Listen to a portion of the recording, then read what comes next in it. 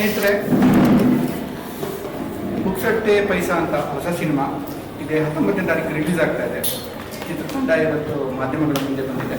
So ಚಿತ್ರದ ಬಗ್ಗೆ ಹೆಚ್ಚಿನ ಮಾಹಿತಿಯನ್ನು ಮಾಧ್ಯಮದ ಚಿತ್ರತಂಡ ಹಂಚಿಕೊಳ್ತಾ ಇದೆ. ಮಧುಸೂದನ್ ಅಂತ ಈ ಸಿನಿಮಾದ ನಿರ್ಮಾಪಕರು, ನಿರ್ದೇಶಕರು. ಸೊ ಅವರಿಂದ ತಂಡ ಪರಿಚಯ ಆಗುತ್ತೆ ಮತ್ತು ಹೆಚ್ಚಿನ ಮಾಹಿತಿಯನ್ನು ಅವ್ರು ಕೊಡ್ತಾರೆ. ದಯವಿಟ್ಟು ಕ್ಷಮೆಯಲ್ಲಿ ಸಿಗಬೇಡಿ. ಇದು ನಂದು ನಮ್ಮ ಟೀಮ್ನ ಇವರು ಆರ್ಟಿಸ್ಟ್ಗಳು. ಅವರು ಒಂದು ವಿಜಯ್ ಬಾಬು ಅಂತೇಳಿ, ಮಹೇಶ್ ಬಾಬು ಅಂತ, ವಿಶ್ವಾಸ್ ಕೌಶಿಕ್ ಅಂತ ಮ್ಯೂಸಿಕ್ ಡೈರೆಕ್ಟರ್, ಸೈಯದ್ ಅಂತ ಆರ್ಟಿಸ್ಟು, ಇನ್ನು ಗಜ ಅಂತ ಕಾಮಿಡಿ ಕಿಲಾಡಿ ಆರ್ಟಿಸ್ಟ್ ಅವರು. ಹಾಗೆ ಇನ್ನು ಸಂತು ಮತ್ತು ದಾನಪ್ಪ, ಸೂರ್ಯ ಬರಬೇಕಾಗಿತ್ತು. ಅವರು ಶೂಟಿಂಗ್ ಕಾರಣದಿಂದ ಬರೋಕ್ಕಾಗ್ತಾ ಇಲ್ಲ. ಇದು ನಂದು 2ನೇ ಸಿನಿಮಾ. ಮೊದಲನೇ ಸಿನಿಮಾ ಬಂದು ಅವಿಸಾರಿಕೆ ಅಂತ ಮಾಡಿದ್ದೆ. ಅದು ಒಂದು 3-4 ವರ್ಷ ಆಯಿತು ರಿಲೀಸ್ ಆಗಿ. ಇದು 2ನೇ ಸಿನಿಮಾ. ಈ ಸಿನಿಮಾ ಇದೇ ತಿಂಗಳು ಒಂದು 19ನೇ ತಾರೀಕು ರಿಲೀಸ್ ಆಗ್ತಾ ಇದೆ. ಸೊ ಹಾಗಾಗಿ ಎಲ್ಲ ಮೀಡಿಯಾದವರು, ನಮ್ಮ ಸ್ನೇಹಿತರು ಸಪೋರ್ಟ್ ಮಾಡಬೇಕು ಅಂತ ಕೇಳ್ಕೊತೀನಿ. ನನಗೆ ಹೆಚ್ಚು ಮಾತಾಡೋ ಅಭ್ಯಾಸ ಇಲ್ಲ, ಗೊತ್ತಿಲ್ಲ. ಸಿನಿಮಾ ಪುಕ್ಸಟ್ಟೆ ಪೈಸಾ ಅಂದರೆ ಇದೊಂದು ನಮ್ಮ ಹಾಸನ ಡಿಸ್ಟಿಕ್ ಒಂದು ನಡೆದಂಥ ಒಂದು ಸ್ಕ್ಯಾಮ್ ಅದ ಬೇಸಾಗಿ ಇಟ್ಕೊಂಡು ಮಾಡಿದ್ದೀನಿ. ಇದೊಂದು ಕಾಕತಾಳಿ ಅಂತ ಹೇಳ್ತಾರೆ, ಬಟ್ ಅದೊಂದು ಸ್ಕ್ಯಾಮ್ ಇದೆ ಅಂತ ಅನ್ಕೊಂಡು ಮಾಡುವಂಥ ಒಂದು ಸಬ್ಜೆಕ್ಟು. ಅದ್ರ ಮೇಲೆ ಕಥೆ ಇದೆ. ಇದೊಂದು ಥ್ರಿಲ್ಲರ್ ಸಬ್ಜೆಕ್ಟು.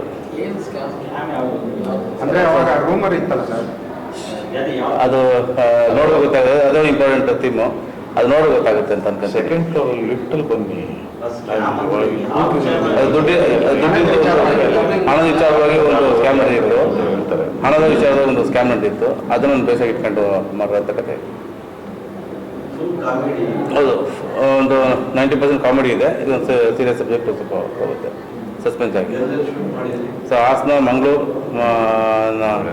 ಹೊಳೆನರಸೀಪುರ ಮತ್ತು ಬೆಂಗಳೂರು ಈ ಸರ್ ಶೂಟಿಂಗ್ ಮಾಡಿದ್ವಿ ಸರ್. ಒಟ್ಟು 38 ದಿನ ಶೂಟಿಂಗ್ ಮಾಡಿದ್ವಿ. ಒಂದು 8 ದಿನ ಸಾಂಗ್ ಶೂಟಿಂಗ್ ಮಾಡಿದ್ವಿ ಸರ್. ಅದು ರಿಯಲ್ ಇನ್ಸಿಡೆಂಟ್ ಅಂತ ಹೇಳಿದ್ರೆ ಅದು ಕಾಕತಾಳಿ ಅಂತ ಹೇಳ್ಬೋದು ಅಷ್ಟೇ. ಒಂದು ಸ್ಕ್ಯಾಮ್ ಬೇಸಾಗಿ ಮಾಡಿದ್ವಿ ಸರ್. ಹೌದು, ಹಣದ ಸ್ಕ್ಯಾಮ್. ಅದು ಬಿಫೋರ್ ಸರ್. ಹೌದು ಸರ್. ಆಸೆ ಪಡ್ತಾರೆ, ಬಟ್ ಸಿಗುತ್ತೆ ಇಲ್ವ ಅಂದರೆ ಥೀಮ್. ಹೌದು, ಹೌದು. ಟೈಟಲಲ್ಲಿ ಅದು ಅರ್ಥ ಬರುತ್ತೆ. ಅದು ನಮ್ಮ ಸಿನಿಮಾ ಒಳಗಡೆ ಒಂದು ಇಂಪಾರ್ಟೆಂಟ್ ಪಾತ್ರ ವಹಿಸುತ್ತೆ ಅಂತ ಅನ್ಕೊಂಡಿದ್ದೀನಿ. ಫೀಮೇಲ್ ಕ್ಯಾರೆಕ್ಟರ್ ಇದ್ದಾರೆ ಸರ್. ಅವರು ಇಬ್ಬರು ಇದ್ದಾರೆ. ಈಗ ಬರ್ತಾ ಇದ್ದಾರೆ ಒಬ್ಬರು ಮೇಲ್ಗಡೆ, ಸ್ವಲ್ಪ ಲೇಟ್ ಆಯಿತು. ಹಾಗೆ ಇನ್ನೊಬ್ಬರು ಬರೋಕ್ಕಾಗ್ತಾಯಿಲ್ಲ, ಅವರು ಶೂಟಿಂಗ್ ಕಾರಣದಿಂದಾಗಿ. ಅಕ್ಷತಾ ಕುಕ್ಕಿ ಅಂತೇಳಿ ಹೀರೋಯಿನ್ನು, ಇನ್ನೊಬ್ಬರು ರಕ್ಷಿತಾ ಅಂತೇಳಿ ಇವರೊಂದು ರೋಲ್ ಮಾಡಿದ್ದಾರೆ.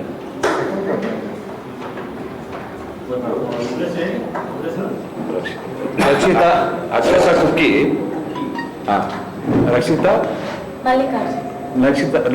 ಮಲ್ಲಿಕಾರ್ಜುನ್. ಒಂದು ಆಲ್ ಓವರ್ ಕರ್ನಾಟಕ ಒಂದು 20-30 ಲಿಸ್ಟ್ ಕೊಟ್ಟಿದ್ದಾರೆ. ಸೊ ನೋಡಬೇಕು. ಇನ್ನು 19ನೇ ತಾರೀಕು ರಿಲೀಸ್ ಇದೆ. ಈ ವಾರದಲ್ಲಿ ಗೊತ್ತಾಗುತ್ತೆ ಇನ್ನು ಥಿಯೇಟರ್ ಸಿಗುತ್ತೆ ನಮಗೆ ಅಂತೇಳಿ.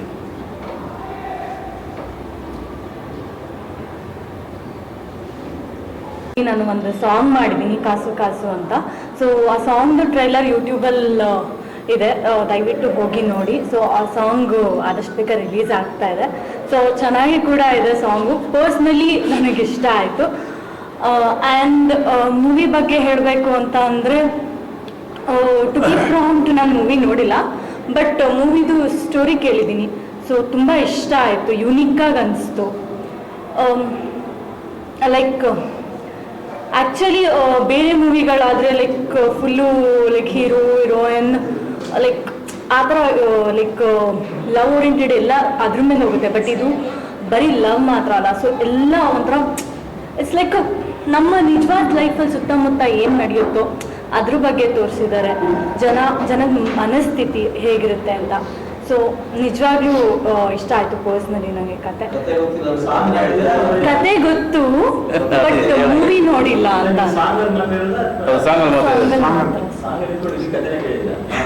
ಇಲ್ಲ, ಅವ್ರು ಹೇಳಿದ್ರು ಕತೆ.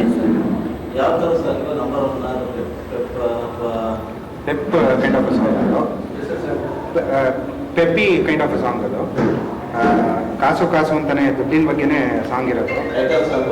Title song exactly. ನೀವು ಮಾಡಿ ಡ್ಯಾನ್ಸ್ ಅಲ್ಲ, ಹೌದು. ಹಿಂದಿ ಯಾವ ಮಾಡಿದ್ರಿ? ರಾಕ್ಷಸ ತಂತ್ರ ಅಂತ 3 weeks ಬ್ಯಾಕ್ ರಿಲೀಸ್ ಆಯಿತು. ಸೊ 1 week ಹೊರತು ರಿಲೀಸ್ ಆಯಿತು. It's a horror movie. So ಅದೊಂದು, ಮತ್ತೆ ಇನ್ನೂ 2 ಮೂವಿ ಇದೆ. ಯಾ ಆ್ಯಂಡ್ ಇನ್ನೂ 2 ಮೂವಿ ಇದೆ, ಕಿಡ್ನಾಪ್ ಕಾವ್ಯ ಮತ್ತು ಬೆಂಗಳೂರು ಗ್ಯಾರೇಜ್ ಅಂತ. ಸೊ ಒಂದು ಪೋಸ್ಟ್ ಪ್ರೊಡಕ್ಷನ್ ಪ್ರೊಸೆಸ್ಸಲ್ಲಿದೆ ಕಿಡ್ನಾಪ್ ಕಾವ್ಯ, ಆ್ಯಂಡ್ ಇನ್ನೊಂದು Bengaluru garage final schedule start ಆಗಬೇಕು, ನೆಕ್ಸ್ಟ್ ಮಂತಿಂದ ಸ್ಟಾರ್ಟ್ ಆಗುತ್ತೆ. ಈ cinema purely comedy entertainer. Like ತುಂಬ ಜನ ಕಾಮಿಡಿ ಆರ್ಟಿಸ್ಟ್ಗಳು ತುಂಬ ಜನ ಇದ್ದಾರೆ ನೋಡ್ದಂಗೆ. ನನಗೆ ತುಂಬ ಚಾಲೆಂಜಿಂಗ್ ಆಗಿದ್ದ ವಿಷಯ ಅಂತಂದರೆ, ಕಾಮಿಡಿ ಮ್ಯೂಸಿಕ್ಕು ಯಾವತ್ತೂ ಅಲ್ಲಿ ಎಮೋಷನ್ಸ್ ಕ್ಯಾರಿ ಮಾಡ್ತಾರೆ, ಅದನ್ನು ನಾವು ಮ್ಯೂಸಿಕಲ್ಲಿ ಕ್ಯಾರಿ ಮಾಡೋದು ತುಂಬ ಚಾಲೆಂಜಿಂಗ್ ಆಗಿರುತ್ತೆ. ಸೊ ಅದು ನನಗೆ ತುಂಬ ಖುಷಿನೂ ಕೊಡ್ತು, ನಗ್ನಕ್ಕ. ಅಂದರೆ ಕಾಮಿಡಿ ಟೈಮಿಂಗ್ ಕೇಳಿಕೊಂಡು ಟೈಮಿಂಗ್ ಕರೆಕ್ಟಾಗಿ ಮ್ಯೂಸಿಕ್ ಮಾಡಬೇಕದು. ಸೊ ಅದೊಂದು ಚಾಲೆಂಜಿಂಗ್ ಆಗಿತ್ತು, ಅದೊಂದು ನಗ್ನಕ್ಕೂ ಮಾಡಬೇಕಾಗಿತ್ತು. ಆಮೇಲೆ ಜಾಸ್ತಿ ಟೈಮ್ ತೊಗೊಂಡಿಲ್ಲ, ನಾವು ಮ್ಯಾಕ್ಸಿಮಮ್ಮು ಒಂದು 15 ಡೇಸಲ್ಲಿ RR ಮುಗಿಸಿದ್ದು, ಫುಲ್ ಸಿನಿಮಾ RR. ಸೊ ಅದೊಂದು ವಿಶೇಷ ಇದೆ. ಎಷ್ಟು ಸಾಂಗ್ ಇದೆ? 3 ಸಾಂಗ್ ಇದೆ ಸರ್. ಒಂದು ಟೈಟಲ್ ಸಾಂಗ್ ಇದೆ, ಒಂದು ಸಖಿ ಅಂತ ಒಂದು ಡ್ಯುಯೆಟ್ ಟ್ರ್ಯಾಕ್ ಇದೆ, ಆಮೇಲೆ ಒಂದು ಮನಿ ಬಗ್ಗೆ ಒಂದು ಇಂಗ್ಲೀಷ್ದು ಒಂದು ಟ್ರ್ಯಾಕ್ ಇದೆ. ಅಂದರೆ ಸಿನಿಮಾ RR ಬರುತ್ತೆ ಬ್ಯಾಕ್ಗ್ರೌಂಡ್ ಸ್ಕೋರ್. ಕಾಮಿಡಿ ಕಾಮಿಡಿ, ಮಧ್ಯ ಥ್ರಿಲ್ಲರ್. ಲಿರಿಕ್ಸ್ ವಿಶಾಲ್ ಅಲಪ್ ಅಂತ, ಅವರು ಮ್ಯೂಸಿಕ್ ಡೈರೆಕ್ಟರ್ ಹೌದು. ಅವರು ಹಂಸಲೇಖ ಅವ್ರ ಹತ್ರ ಇದ್ದರು, ಒಂದು 4-5 years ಇದ್ದರು. ಲಿರಿಕ್ಸು ಅವರೇ ಬರ್ತಾರೆ. ನಿಮಗೆ ಚಾಲೆಂಜ್ ಆಗಿತ್ತು ಅಂತ ಹೇಳಿದ್ರು. ಹಾಂ ಸರ್. ನೋಡೋರು ಯಾವ ಥರ ಚಾಲೆಂಜ್ ಆಗುತ್ತೆ? ನೋಡೋರ್ಗೆ ಏನು ಚಾಲೆಂಜ್ ಇರಲ್ಲ ಸರ್, ನೋಡೋರು ಎಂಜಾಯ್ ಮಾಡ್ತಾರೆ. ನವೆಯೋ ಚಾಲೆಂಜ್ ಅಥವಾ ಹಿಂಗೆ ಸೀರಿಯಸ್ ಆಗಿದ್ದು ನೋಡ್ಬೋದಾ? ಸೀರಿಯಸ್ ಆಗಿ ಏನಿಲ್ಲ ಸರ್, ಕಾಮಿಡಿ ಸಿನಿಮಾ ಆಗಿರೋದ್ರಿಂದ ನೀವು ಎಂಜಾಯ್ ಮಾಡ್ಕೊಂಡು ಬರ್ತೀರಾ ಸಿನಿಮಾಯಿಂದ ಆಚೆ ಬರ್ಬೇಕಾದ್ರೆ. ಆರ್ಟಿಸ್ಟ್ಗಳೆಲ್ಲ ಸಂತೋಷ್ ಅವರು, ತುಕಾಲಿ ಸಂತೋಷ್ ಆಗಲಿ, ಗಜ ಅವರಾಗಲಿ, ತುಂಬ ಜನ ಕಾಮಿಡಿ ಆರ್ಟಿಸ್ಟ್ಗಳಿರೋದ್ರಿಂದ ಒಂದು ಕಂಪ್ಲೀಟ್ ಎಂಟರ್ಟೈನ್ಮೆಂಟ್ ಆಗಿರುತ್ತೆ. ನಿಮಗೆ ಆರೋಗ್ಯಕ್ಕೆಲ್ಲ ಸ್ಪೇಸ್ ಚೆನ್ನಾಗಿದೆ? ಸ್ಪೇಸ್ ಇದೆ. ಅಂದರೆ ಮ್ಯೂಸಿಕ್, ಕಾಮಿಡಿ ಮ್ಯೂಸಿಕ್ಕು ಯೂಶಲಿ ಆ ಟೈಮಿಂಗಿಗೆ ಮಿಸ್ ಆಗಬಾರ್ದು. ಆ ಟೈಮಿಂಗಿಗೆ ಮ್ಯೂಸಿಕ್ ಕರೆಕ್ಟಾಗಿ ಬಂದಿದೆ ಅಂತ ನನಗೆ ಅನಿಸಿದೆ. ನೀವು ನೋಡ್ಬಿಟ್ಟು ಹೇಳಬೇಕಷ್ಟೇ.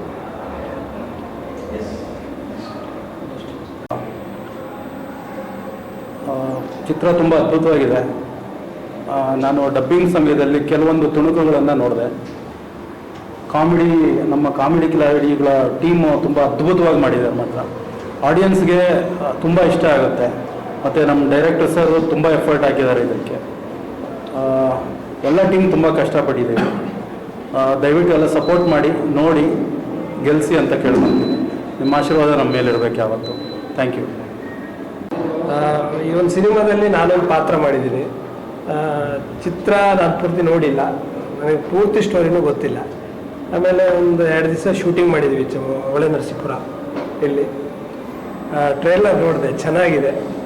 ನೀವೆಲ್ಲರೂ ಕೂಡ ಥಿಯೇಟ್ರಿಗೆ ಬಂದು ಈ ಪಿಕ್ಚರ್ನ ನೋಡಿ ಪಿಕ್ಚರ್ನ ಗೆಲ್ಲಿಸ್ಬೇಕು, ಕಲಾವಿದರನ್ನು ಬೆಳೆಸಬೇಕು ಅಂತ ಕೇಳ್ಕೊತೀನಿ. ಪಾತ್ರ ಅವನು ಎಣ್ಣೆ ಹೊಡೆಯೋನಾಗಿರ್ತಾನೆ, ಡ್ರಿಂಕಿಂಗ್ ಪಾತ್ರ, ಹುಡುಕ. ಒಂದಷ್ಟು ಕ್ವಾಟ್ಲೆಗಳಾದರೆ ಪಾತ್ರದ ಬಗ್ಗೆ ಹೇಳಕ್ಕೆ ನಾನು ಹೇಳೋದಕ್ಕಿಂತ ನೋಡಿದ್ರೆ ಚೆನ್ನಾಗಿರುತ್ತೆ ಒಂದು. ಇನ್ನೊಂದು ಆ ಪಾತ್ರ ಏನಂದರೆ ಒಂಥರ ಸೈಕೋ ಥರ ಇರ್ತಾನೆ ಕೆಲವು ಟೈಮು. ಆ ಥರದೊಂದು ಪಾತ್ರ ಚೆನ್ನಾಗಿದೆ. ದುಡ್ಡು ಹಿಂದೆ ಹೋಗುವಂಥ ಪಾತ್ರ ಅಲ್ಲ ಇದು. ಆ್ಯಕ್ಚುಲಿ ಅವನನ್ನೇ ಅವನು ಹುಡ್ಕೊಳ್ಳುವಂಥ ಪಾತ್ರ ಇದು, ಆ ಥರದೊಂದು ಪಾತ್ರ.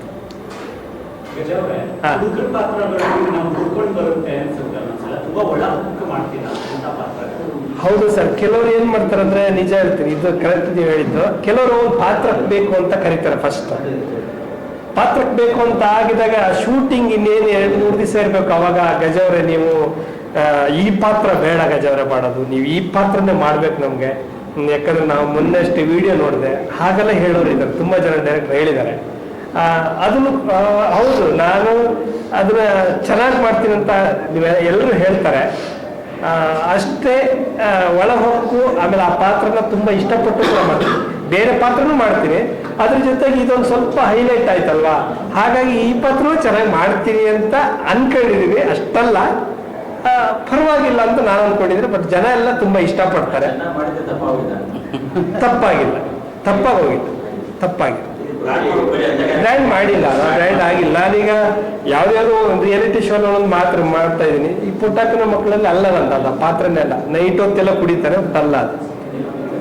ಕೆಲವರು ಹಂಗೆ ಹೇಳ್ತಾರೆ, ಇಲ್ಲ ನಾನು ಆಕ್ಚುಲಿ ಕುಡುಕಿನ್ಕಿಂತ ಬೇರೆ ಪಾತ್ರಗಳನ್ನ ನನಗೆ ಇಷ್ಟಪಟ್ಟು ಬೇರೆ ಚೆನ್ನಾಗಿ ಮಾಡ್ತೀನಿ. ನನಗೆ ಅಂದ್ರೆ ಆ ಟೈಮಿಗೆ ಸಿಗ್ಬೇಕಷ್ಟೆ. ಇಲ್ಲ, ನನ್ನ ಕತೆ, ನನ್ನ ಪಾತ್ರದ ಕತೆ ಇಷ್ಟ, ಪಾತ್ರದ ಕತೆ ಗೊತ್ತಾಯ್ತಲ್ಲ, ಅದನ್ನು ಮಾಡ್ತಾ ಹೋದೆ. ಸಂಬಂಧ ಇದೆ ಹಂಗಂತಲ್ಲ, ಅಂದ್ರೆ ನಾನು ಟೋಟಲಿ ಆಗಿ ಕತೆ ಇಂಚಿಂಚು ನನಗೆ ಗೊತ್ತಿಲ್ಲ, ಅದು ಡೈರೆಕ್ಟ್ರಿಗೆ ಗೊತ್ತಿಲ್ಲ. ಅದೇ ಒಬ್ಬೊಬ್ಬರಿಗೆ ಆರ್ಟಿಸ್ಟ್ಗಳಿಗೆ ಏನೇನು ಹೇಳ್ಬೇಕು, ಅವ್ರ ಹತ್ರ ಏನು ಕೆಲಸ ತಗೋಬೇಕು, ಪೂರ್ತಿ ಹೇಳೋ ಅವಶ್ಯಕತೆನೂ ಇಲ್ಲ. ಒಂದು ಎರಡನೇದು, ಅದನ್ನೆಲ್ಲ ಹೇಳಿ ಅವರು ಈಗ ರಿಲೇಟೆಡ್ ಆಗಿ ಅದಕ್ಕೆ ಅವರು ಈ ಕಥೆನ ಇದು ಕೇಳಿದ್ರೆ ಇವ್ರಿಗೆ ಅನುಕೂಲ ಆಗುತ್ತೆ ನನಗೆ ಮಾತ್ರ ಹೇಳಬೇಕಾಗುತ್ತೆ. ಸಮ್ಟೈಮ್ಸ್ ನನಗೆ ಅವಶ್ಯಕತೆ ಇಲ್ಲ ಅಂದಾಗ ಅವ್ರ ಪಾತ್ರನ ಅವರು ಎಕ್ಸ್ಪ್ಲೈನ್ ಮಾಡಿ ಶೂಟಿಂಗ್ ಮಾಡಿ.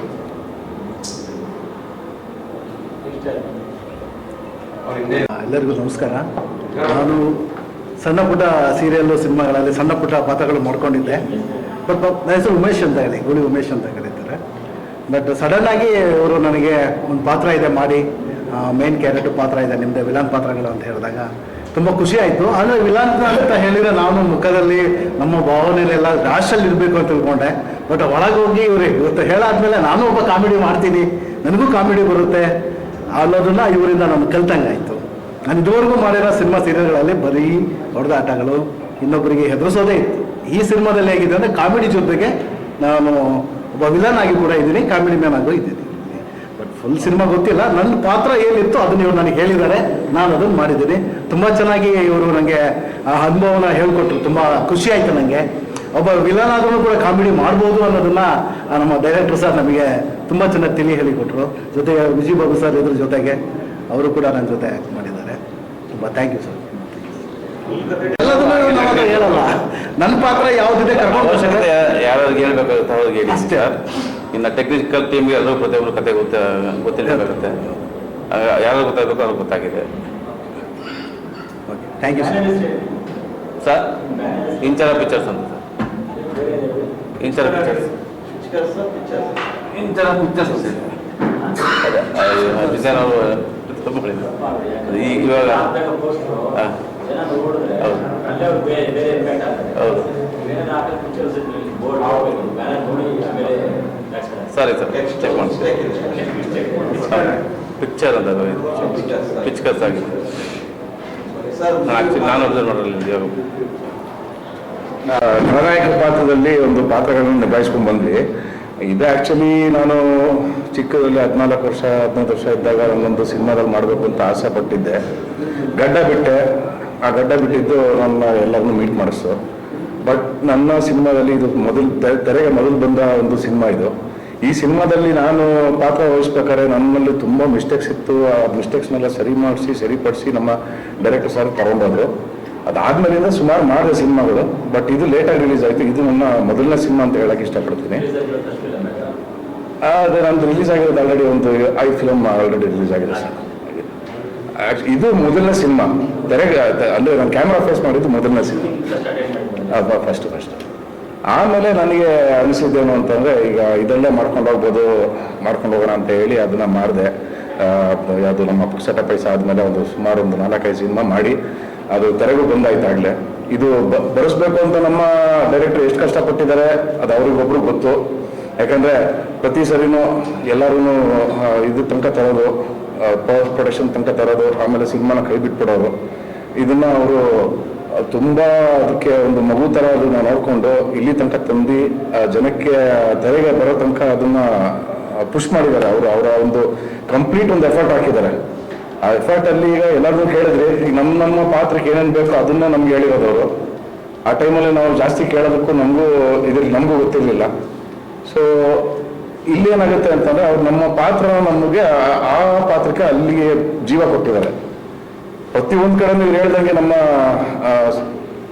ಉಮೇಶನ್ ಅವ್ರು ಹೇಳಿದಂಗೆ ಒಬ್ಬ ವಿಲನ್ ಆಗಿ ಒಂದು ಕಾಮಿಡಿನೂ ಮಾಡ್ಬೋದು, ಒಬ್ಬ ವಿಲನ್ ಆಗಿ ಅವನು ಒಂದು ಇದನ್ನು ವಿಲನಿಶ್ ಆಗಿ ತೋರಿಸ್ಬೋದು, ಕುತಂತ್ರಿ ಬುದ್ಧಿನೂ ತೋರಿಸ್ಬೋದು.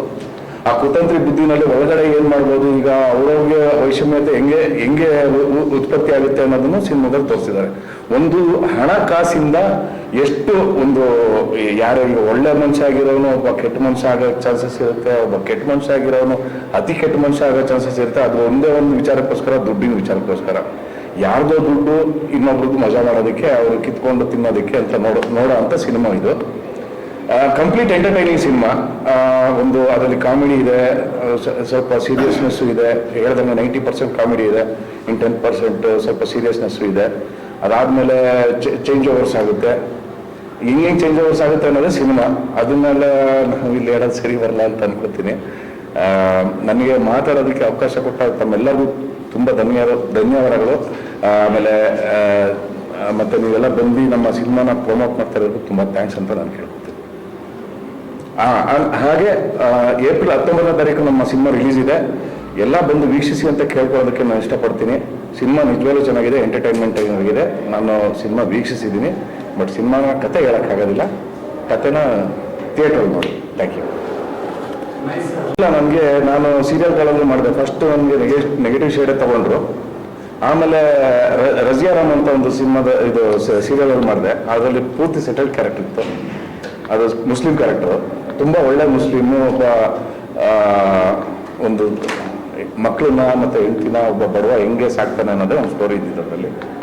ಅದು ಚೆನ್ನಾಗಿ ಮೂಡ್ ಬಂತು. ಒಂದು 480 ಎಪಿಸೋಡ್ಸ್ ಆಯಿತು, ವೈಂಡ್ ಅಪ್ ಮಾಡಿದರು. ಈಗ ನೆಕ್ಸ್ಟ್ ಸಿನಿಮಾಗಳು ಬರ್ತಾ ಇದ್ದಾವೆ ಸರ್. ಅಂದರೆ ಎಲ್ಲ ಕಡೆನೂ ವಿಲನ ಸಿಗ್ತಾ ಇಲ್ಲ. ಟೆಲಿಫೋನ್ ಲೈನ್ ಅಂತ ಇನ್ನೊಂದು ಬರ್ತಾ ಇದೆ, ಅದರಲ್ಲೂ ಸೆಟಲ್ ಕ್ಯಾರೆಕ್ಟರ್ಸೇ ಬರ್ತಾ ಇರೋದು.